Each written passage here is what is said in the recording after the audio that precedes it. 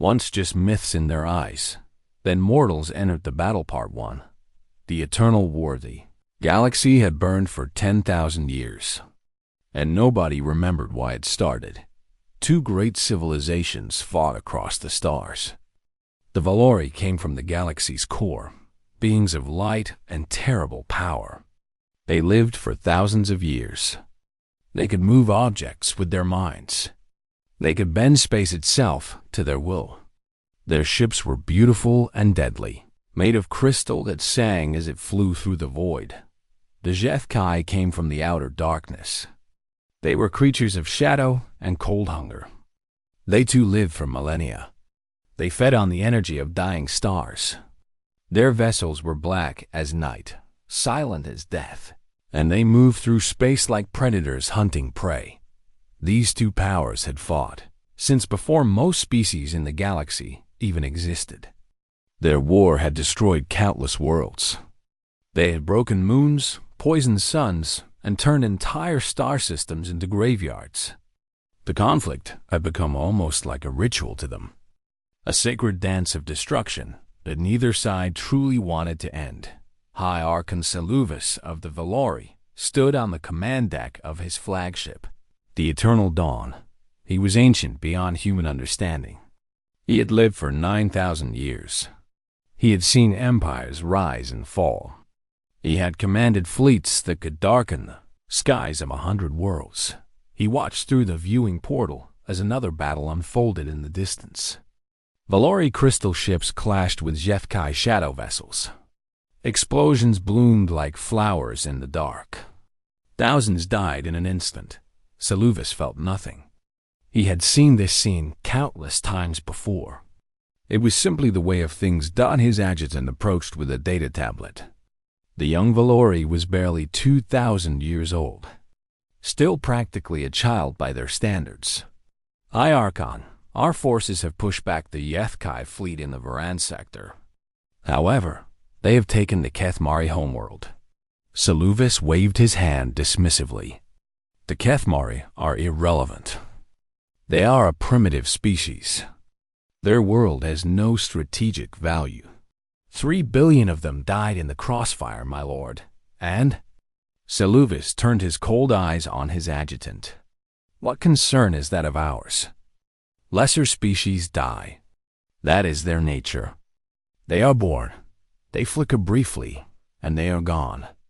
We are eternal. We concern ourselves with eternal matters. This was how the Valori and HFY viewed the galaxy. They were the only powers that mattered. All other species were beneath notice. Insects crawling on rocks, unaware of the giants walking among them.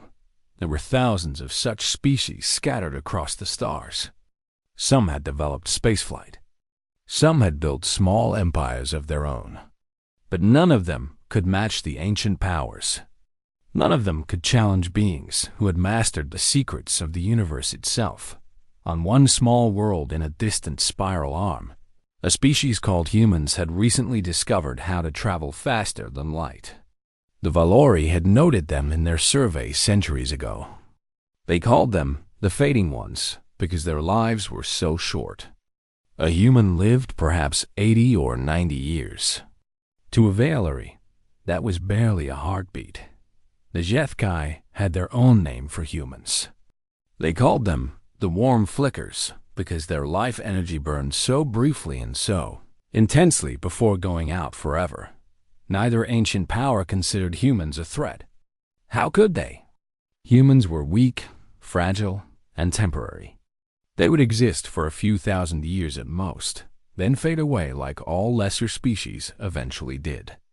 The war between Valori and HFY would continue long after humanity was nothing but dust and forgotten memory.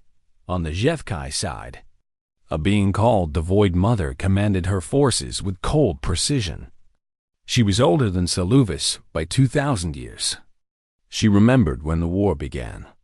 She had been there, in the first battles, when both sides still believed they could win quickly. Now she knew better. The war would last forever because neither side could truly destroy the other. They were too evenly matched, too powerful, too eternal. She received reports of another skirmish in a system called Sol. Her forces had passed through, chasing a Valori scouting party. There had been a primitive species there. Some of them had died when the battle crossed too close to their planet. The Void Mother did not even read that part of the report. She deleted it without a thought. What did the deaths of a few million insects matter when she commanded forces that could shatter worlds? This was the state of the galaxy. Two great powers locked in endless war. Countless lesser species caught between them, ignored and forgotten. Worlds burning, stars dying, and nobody to stop any of it. The Valori believed they were fighting for order and beauty. The HFY believed they were fighting for freedom and power. Both believed they were righteous. Both believed they would eventually win. Neither of them noticed the small ship that drifted at the edge of the Sol system. Recording everything, Captain Elena Vasquez watched the alien battle from a safe distance. Her vessel, the Discovery, was humanity's most advanced ship. It had taken them 50 years to build. It was their pride, and it was nothing compared to what she was seeing. The alien weapons made human technology look like children's toys. The alien ships moved in ways that should have been impossible. The power on display was beyond anything humanity had ever imagined. Elena was 42 years old. By Valerie's standards, she was already an old woman. Her life was more than half over. She turned to her crew, her face grim. "Send everything back to Earth," she ordered.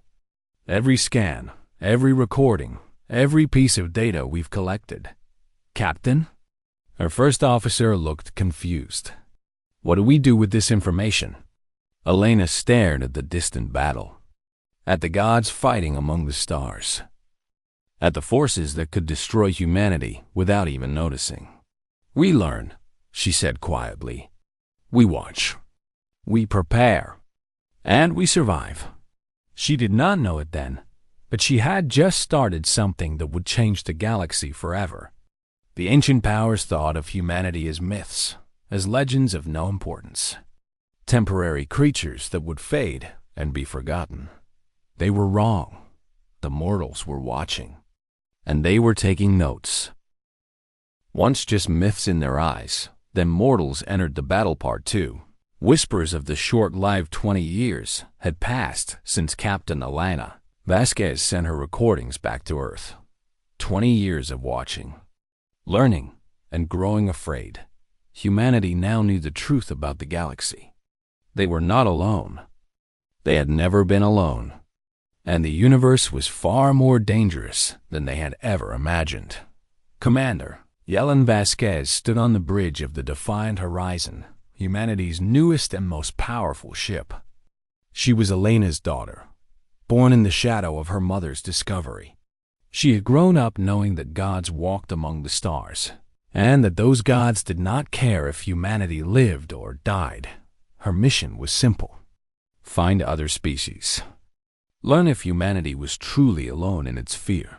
The Defiant Horizon had traveled far beyond human space, deeper into the galaxy than any human vessel had gone before. What Yellen found broke her heart. The planet below had once been beautiful. Green forests, blue oceans, cities that sparkled like jewels. Now it was a ruin. The forests were ash. The oceans were poison. The cities were craters. 3 billion people had lived here. The Kethmari, a peaceful species of traders and scholars. They had never harmed anyone.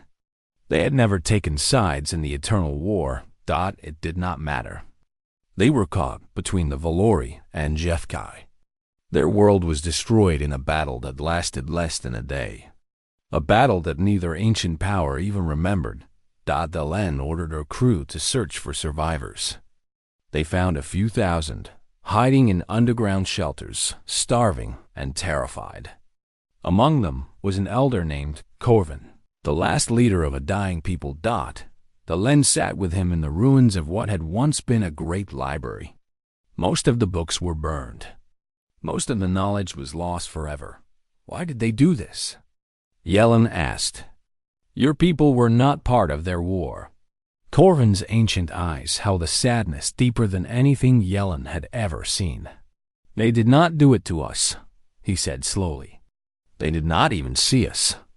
We were nothing to them. Our world was simply in the way.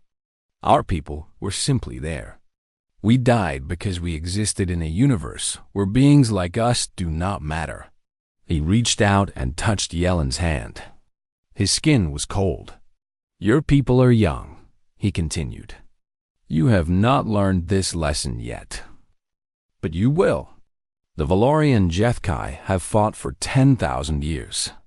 They will fight for 10,000 more. And every species caught between them will be destroyed. Not out of hate, not out of anger, but out of simple indifference. We are insects to them. Our lives, our dreams, our children, our hopes, none of it means anything. Yellen felt something cold settle in her chest. Not fear, something else. Something harder. What if we made it mean something? She asked. Corvin stared at her. Then he laughed. It was a broken sound, full of pain and lost hope. You cannot fight gods, young one. Maybe not alone, Yellen said. But what about together? She stood up and looked out at the ruined city. How many species are there like yours? How many have been caught in this war? How many are hiding, afraid, waiting to die? Corvin was silent for a long moment. Thousands, he finally admitted. Perhaps tens of thousands. Scattered across the galaxy. All of them ignored. All of them afraid. Yellen turned back to him, and there was fire in her eyes. Then we find them. We talk to them. We offer them something the ancient powers never have. We offer them a choice. She transmitted her findings back to Earth. The governments of humanity received her reports and understood what she was proposing. It was madness. It was impossible. It was their only hope. Within 5 years, the Terran Compact was formed. Every nation on Earth united under one government. Not because they wanted to, not because they liked each other, but because they knew that divided, they were nothing. Together, they might survive. Human ships spread across the galaxy, searching for the forgotten species. They found the Kethmari survivors and gave them a new home. They found the hollow singers of Veth, a species that lived in the spaces between dimensions, hiding from the ancient powers. They found the silicon mines of Cygnus, artificial beings created by a long-dead civilization, abandoned and alone for millennia. Every species they found had the same story. They had been ignored. They had been dismissed. They had been hurt by a war they never asked for and could never escape. And every species they found had the same reaction when humanity offered them alliance. First disbelief, then hope, then determination. The ancient powers did not notice. How could they? They were busy with their eternal war. They had no interest in the movements of insects. High Arkham. Seluvis received a report about increased activity among primitive species. He deleted it without reading. The Void Mother heard rumors of a new alliance forming in the Outer Arms. She laughed and returned to her plans for the next battle. They thought themselves eternal. They thought themselves invincible. They thought the mortals were beneath notice. This was their greatest mistake. In the shadows of the galaxy, a coalition was growing. Species that had been alone for thousands of years were finding each other. Species that had given up hope were learning to hope again. Species that had been told they were worthless were learning their worth. Yellen Vasquez stood before a gathering of representatives from 40 different species. Humans, Kethmari, hollow singers, silicon mines, and dozens of others. Some breathed oxygen. Some breathed methane. Some did not breathe at all. But all of them shared one thing. They were mortal. They would die. Their lives were short and precious, and they were tired of being afraid. The Ancient Ones call us myths, Yellen said. her voice carrying across the great hall. "They call us temporary. They call us irrelevant. They have ignored us, forgotten us, and killed us without even noticing. But we are here. We exist. And together, we are going to make them see us." The hall erupted in cheers and roars and sounds no human throat could make. The mortal coalition was born. And the galaxy would never be the same. Once just myths in their eyes, then mortals entered the battle. Part 3. Gods do not fear. Insects high, Archon Saluvis had lived for 9,000 years. He had seen wonders beyond counting. He had witnessed the birth of stars and the death of civilizations. He had commanded fleets that could shatter planets and wielded powers that could reshape reality itself. Nothing surprised him anymore. Nothing impressed him. Nothing frightened him. Until now. He sat in his throne room aboard the Eternal Dawn, reading a report that should have been impossible. A coalition of primitive species had formed. They called themselves the Mortal Coalition. They had united dozens of races. They had built fleets. They had developed weapons, and they were asking for an audience with him. His adjutant stood nearby, nervous and uncertain. "They call themselves the Terran Coalition, my lord. They claim to represent all mortal species in the galaxy. They wish to negotiate." "Negotiate what?" Saluvis asked, his voice cold as starlight. "A ceasefire. Between us and the HFY. They claim our war is destroying the galaxy. They say it must end." For a long moment, Saluvis was silent. Then he laughed. It was not a pleasant sound. "Insects," he said. "They are insects demanding that gods stop fighting. The audacity of it would be amusing if it were not so pathetic." He stood and walked to the great window that looked out upon the stars. His fleet surrounded him. Thousands of ships, each one more powerful than anything the mortals could dream of building. "Send no reply," he commanded. "They are beneath our notice. We will continue our war as we always have. These creatures will flicker and fade as all mortals do. In 1,000 years, they will be forgotten. In 10,000 years, even the memory of their memory will be dust." His adjutant hesitated. "My lord, they seem quite determined. Their coalition includes species from across the galaxy. They have been building their forces for decades." "The building what? Primitive ships with primitive weapons?" Saluvis turned, his eyes glowing with ancient power. "I could destroy their entire coalition with a thought. I could unmake their worlds with a wave of my hand. They have no power that could threaten us." He was right, and he was wrong. On the other side of the galaxy, the Void Mother received the same request for negotiations. She too refused. She too laughed at the presumption of mortal creatures daring to demand anything of her kind. "Let them build their fleets," she told her commanders. "Let them pretend they matter. When they become annoying enough, we will brush them aside like the gnats they are. Until then, they are not worth our attention." This was how both ancient powers viewed the Mortal Coalition. A curiosity, a minor irritation, something that would resolve itself in time. They did not understand what they were facing. Admiral Yelena Vasquez was now 60 years old. More than half her life was behind her. By Valor's standards, she was already ancient. By her own standards, she was just getting started. She stood in the war room of the Coalition flagship, surrounded by holographic displays showing the positions of both ancient fleets. She had studied these beings for 40 years. She knew their tactics. She knew their patterns. She knew their weaknesses. And they had many weaknesses, though they did not know it.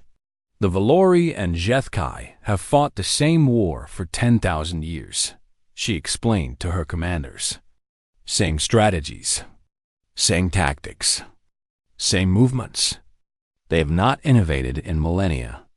They have not needed to. They are so powerful that they never had to adapt.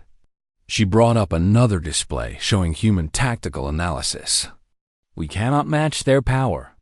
We cannot match their technology. If we fight them directly, we will lose. But we are not going to fight them directly. A Kethmari commander leaned forward. Then how do we fight them? Yellen smiled. It was not a kind smile. We fight them the way mortals have always fought against superior enemies. We cheat. We surprise them. We do things they never expect, because they never bothered to imagine that we could threaten them at all. She had spent decades preparing for this moment. Human scientists had studied every piece of Valori and HFY technology they could find. They could not replicate the ancient powers' weapons, but they could disrupt them. The Hollow Singers had taught humanity about dimensional travel.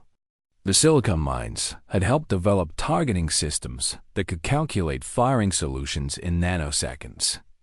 The Kethmari had provided intelligence networks spanning the galaxy. Every species brought something unique. Every species contributed what they could. Together, they had built something the ancient powers had never seen before, an army of mortals willing to die for each other. This was something the Valori and HFY could not understand. They were immortal. Death meant something different to them. When they lost soldiers, it was a tragedy. When they risked their own lives, it was unthinkable. Mortals did not have that luxury. Mortals had always known they would die. They had made peace with death long before they ever went to war. This gave them something the ancient powers lacked: freedom from fear. The Valori and HFY are arrogant, Yellen continued. They have been told they are gods for so long that they believe it. They cannot imagine that anything could threaten them. That arrogance is their greatest weakness. She looked around at her commanders. Human faces. Kethmari faces. Crystalline faces of the silicon mines. The swirling forms of the Hollow Singers. Dozens of species, united by a common cause.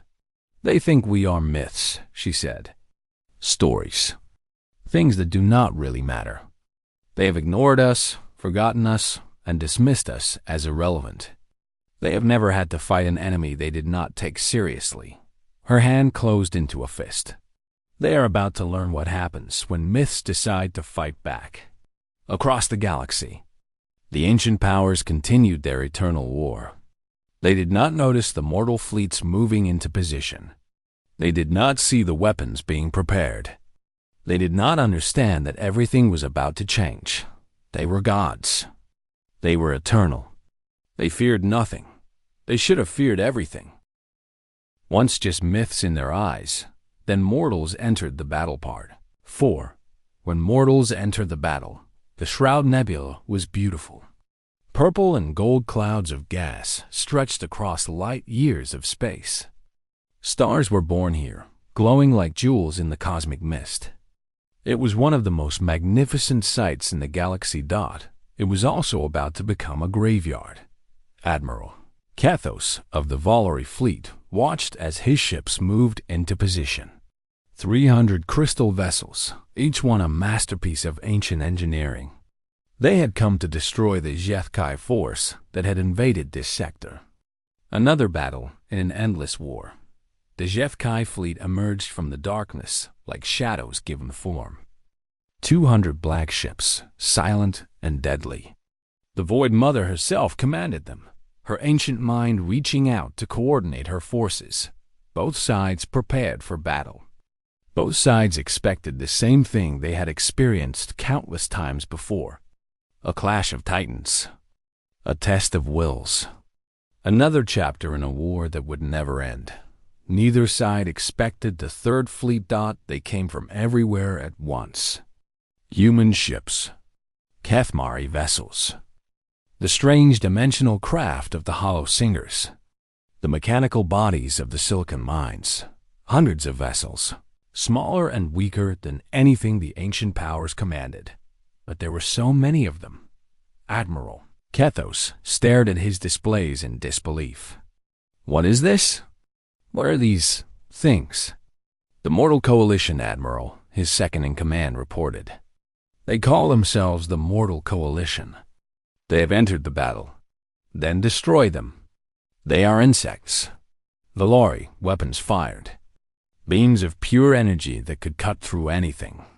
Weapons that had destroyed civilizations. The mortal ships scattered like leaves in a wind. They were faster than they should have been. They moved in patterns that made no sense. They did not fight like the Valori expected enemies to fight, because they did not fight to win. They fought to survive. A human destroyer dove toward a Valori cruiser, weapons blazing. The cruiser's defenses activated, preparing to destroy the small vessel. But the destroyer did not try to destroy the cruiser. Instead, it released a payload of strange devices and then crashed directly into the cruiser's shields. The crew was killed instantly. They knew they would be. They did it anyway. The devices activated. Strange electromagnetic pulses spread across the Valori ship. Alarms screamed. Systems failed. The psychic networks that controlled Valori technology went dark. For the first time in millennia, a Valori ship was blind and helpless. Admiral Kethos watched in horror as it happened again and again. Human ships throwing themselves at his fleet, sacrificing themselves to deliver weapons they could never have used otherwise. Crews dying willingly, gladly, just to create openings for their allies. They are killing themselves, Kethos breathed. They know they will die, and they are still attacking. His second-in-command's voice trembled. They only live 100 years, Admiral. Perhaps death means something different to them. On the HFY side, the Void Mother faced the same confusion. Mortal vessels struck at her fleet with tactics she had never seen.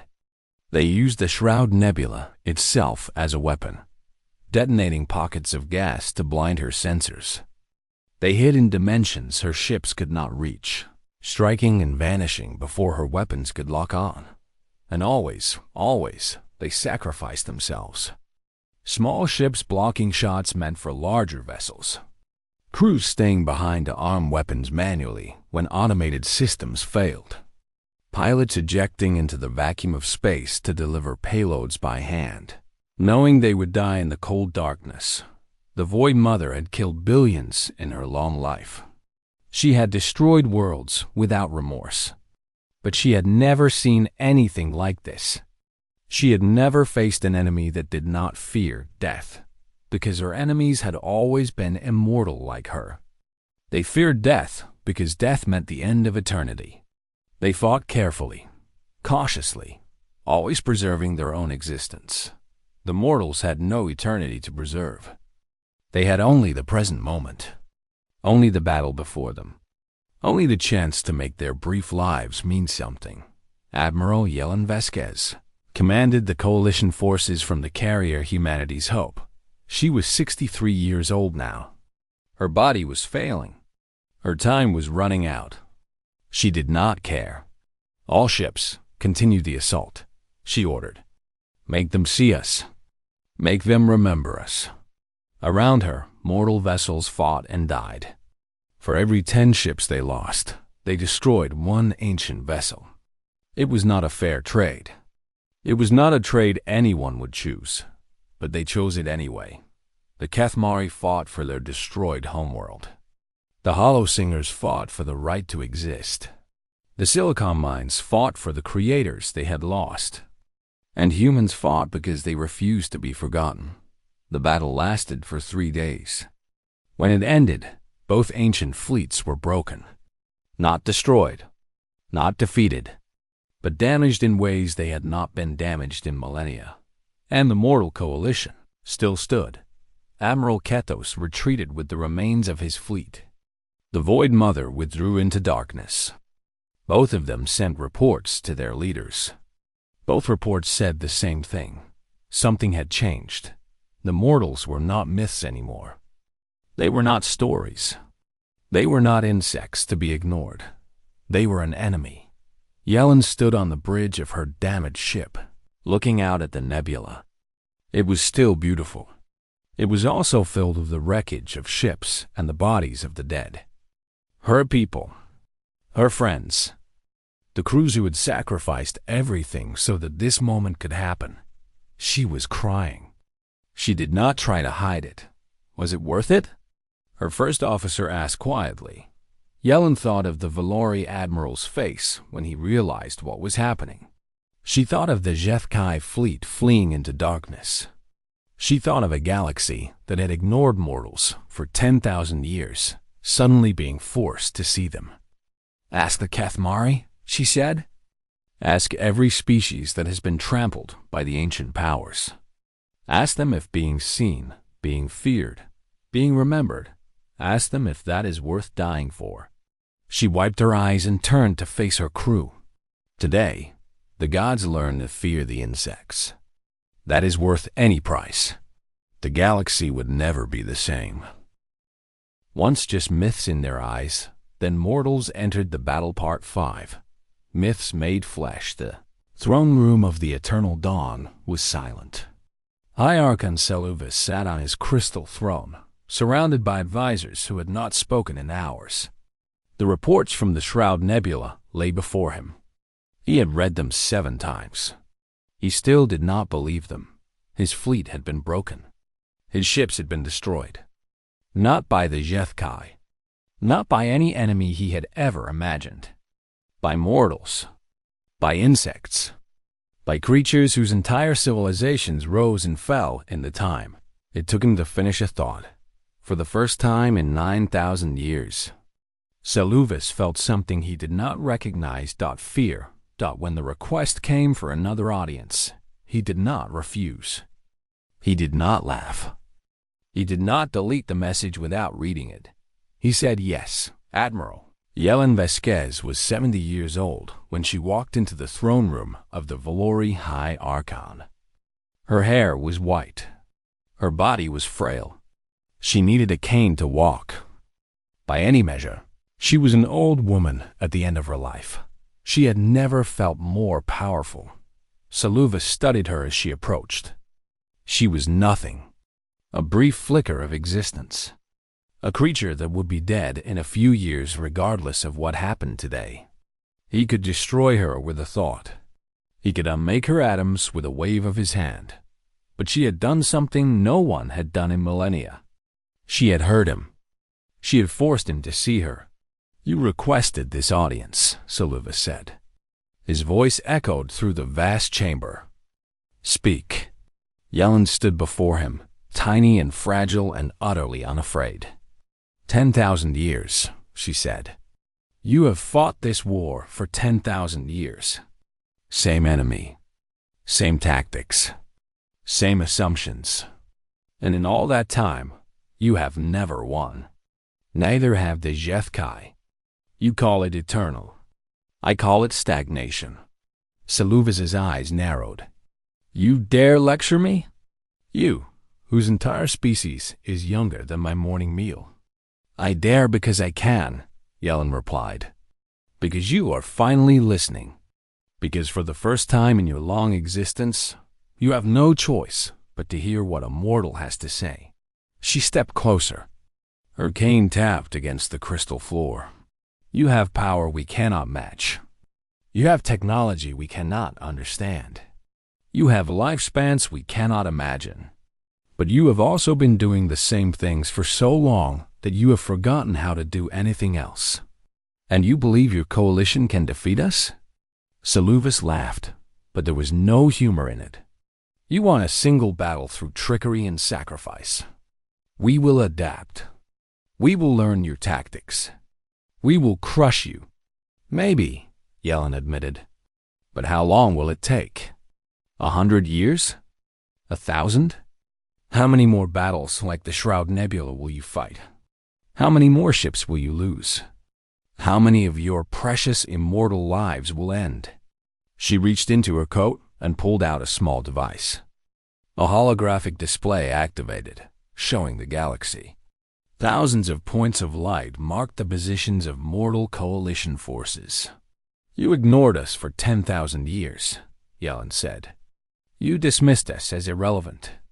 And in that time, we multiplied. We spread. We built. There are now more mortal species in this coalition than stars in your home system. And every single one of them is tired of being afraid. Saluvis stared at the display. So many lights. So many species. So many enemies he had never bothered to notice. You would all die, he said quietly. Every one of you. We are eternal. We can fight forever. Can you? Yellen smiled. We have something you do not understand. Something you can never have. We have nothing to lose. She lowered the device and looked directly into his ancient eyes. You calculate in millennia. We calculate in heartbeats. You see death as failure. We see it as a price worth paying. You fight to preserve your eternity. We fight to give our children a future. You have everything. We have only now. And that makes us more dangerous than you can possibly imagine. Saluvis was silent for a long moment. What do you want? He finally asked. The same thing we have always wanted. Peace.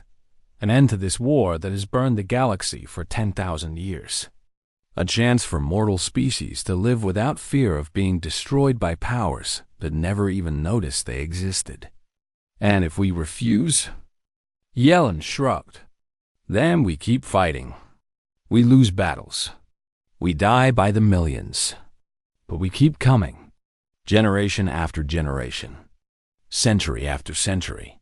We are mortal. We know how to endure. We know how to suffer. We know how to sacrifice everything for the ones who come after us. Do you? Saluvis thought of his losses at the Shroud Nebula. He thought of the reports from his admirals, describing tactics they had never seen and could not counter. He thought of an enemy that did not fear death, that embraced sacrifice, that fought with a desperation born from knowing they had nothing else. He thought of fighting that enemy forever, for the first time in 9,000 years. He considered the possibility that he might lose. You are remarkable, he said slowly. For a myth. Yellen laughed. It was the laugh of an old woman who had seen too much and fought too hard and earned every moment of joy she could find. That is the thing about myths, she said. Sometimes they are just history that has not been written yet. The war did not end that day. It took another century, another 100 years of battles and negotiations and slow, painful progress. Yellen did not live to see it end. Neither did most of her generation. But their children did, and their grandchildren. The Valori and Jethkai eventually chose peace over endless conflict. Not because they wanted to, because they realized that the alternative was fighting an enemy they could not outlast and could not predict.